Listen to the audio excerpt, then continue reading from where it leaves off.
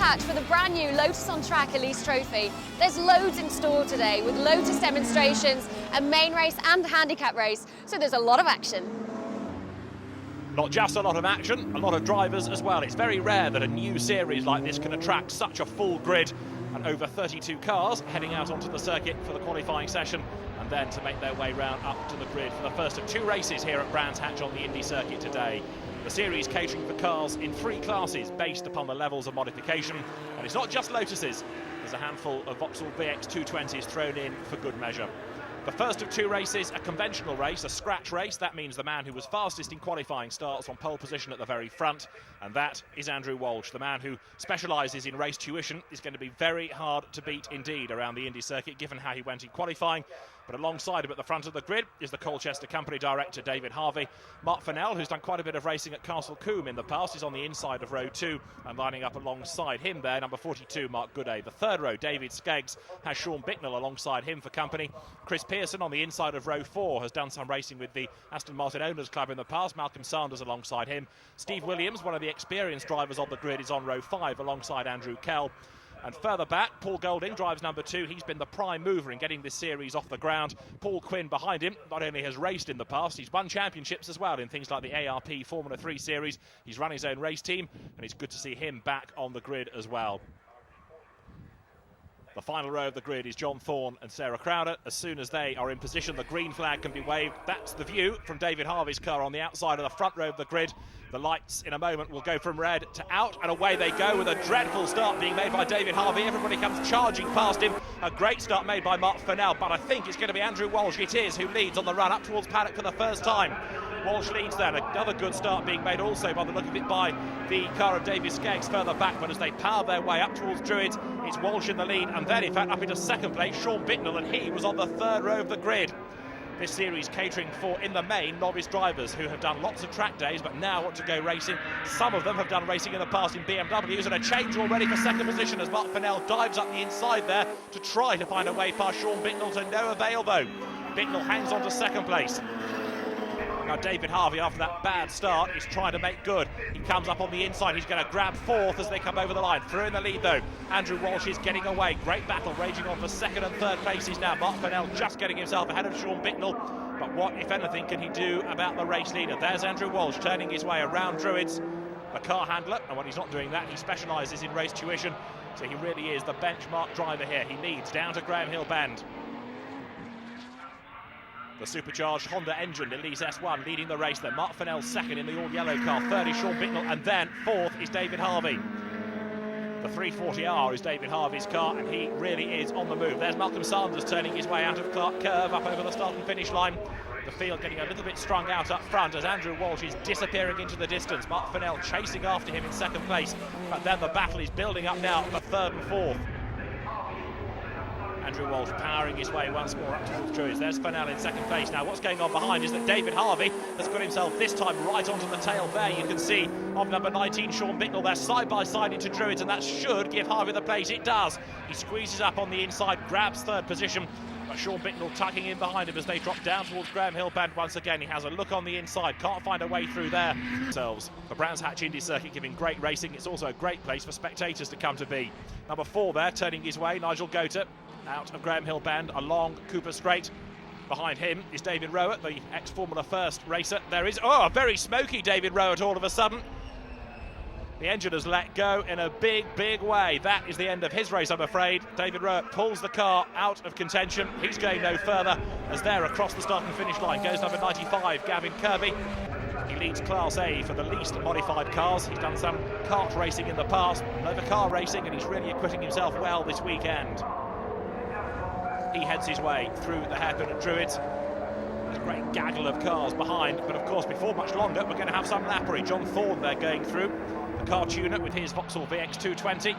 Well, as I say, just a handful of Vauxhalls taking on this armada of Lotuses. Number 2, Paul Golding, gains a place as well as he drops downhill. He goes ahead of Sarah Crowder, but Paul Golding is the man who has really put a huge amount of effort into making this series happen. He's gone to MSVR, Motorsport Vision Racing, to put on the races, and and they've been very pleased to help indeed, and they've all been rewarded with a very full grid this weekend. There's some great action so far as there. Number 18, Steve Williams, is trying to fend off Malcolm Sanders, the two of them running nose to tail, heading up towards Druids. Up front, the race leader continues to build an advantage in the person of Andrew Walsh. An effort there made on the inside. Number 11 is Russell Treasure, trying to find a way through, but he can't quite do it. Steve Williams powering his way along Cooper Straight. Malcolm Sanders behind him, but he's falling away. Now, what's happened to Malcolm Sanders? That's what happened to him. The engine has let go. Sheets of flame being spat out of the back of the car.